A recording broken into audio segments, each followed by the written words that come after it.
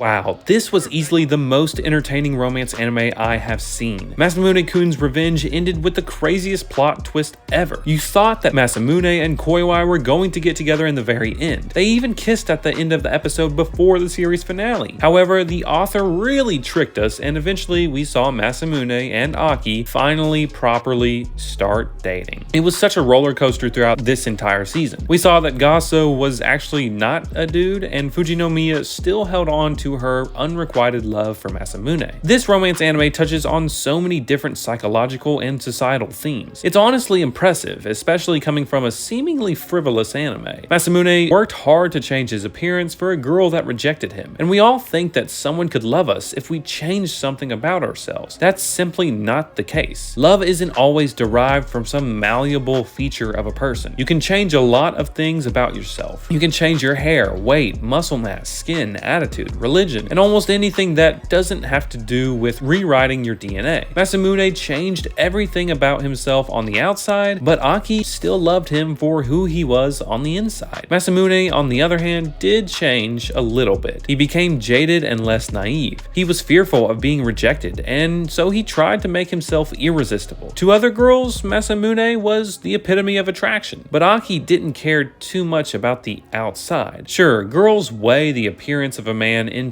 making a romantic decision, but lots of times girls fall in love with guys who make them feel special, make them feel something. Sometimes that something is stress, worry, and pain, but polarizing a girl is an effective method of warranting her attention. However, the right thing to do is polarizing her in a positive way, but that's not a recommendation to love bomb her either. Rather, love is usually an innate, genuine connection. No matter how hard you try, you can't always win a girl's heart. Even if everything is logical and reasonable, a girl just maybe won't accept that love based upon the way she feels in the moment. It makes no sense as a guy, but to women, they have that intuition. It's a real thing, I swear. And Aki knew ever since she met Masamune that she loved him. Nothing really could have changed that. She even gave up her own affection for Masamune in order to give Koiwai the chance to make her love a reality. And lots of times, that's how love goes. You just want what's best for the other person, even if it kills you to see them with someone else. But Aki and Masamune triumphed over their adversities together. It was such a beautiful scene of the two running around the school, searching for each other, only to fall right into one another's arms. The climax was greater and more emotional than I could bear. You know I teared up when Masamune denied that he was dating Koiwai. I honestly thought Aki and he were not going to end up together, but thankfully the two kissed and realized their love for each other. Such an intense sequence of events, leading up to a powerful finale of a series. I think the grandstanding and epicness of another anime like Kaguya-sama Loves War, its confession was perfect for the wacky over-the-top series. But Masamune-kun's Revenge R's finale was honestly more personally moving due to the deep-seated trauma in both characters' past. Aki had to overcome her fear of abandonment. Masamune left her. Even though Koiwai pretended to be Aki in order to reject him, that event set Aki on a lifetime path of rejecting other men. Maybe it was to get back at men in general, but that abandonment really wrecked her soul. So this wasn't a nice, cheerful story. It was an anime about two really messed up individuals reconciling after 8 years of hurt and pain. I'm sorry, but most other romance anime don't have that kind of psychological depth to them. Masamune-kun's Revenge was unique in that aspect. I loved this anime. It's difficult for me to give it a rating, but I will say that the second season was a perfect 10 out of 10. I could not ask for a more enthralling, thought-provoking, and emotionally devastating series. It's sad because most people won't ever give this anime a shot. The premise is overused and it reeks of shallowness. However, Masamune-kun's Revenge is one of the more profound romance anime out there. If you want more content on this anime, look in the top right-hand corner.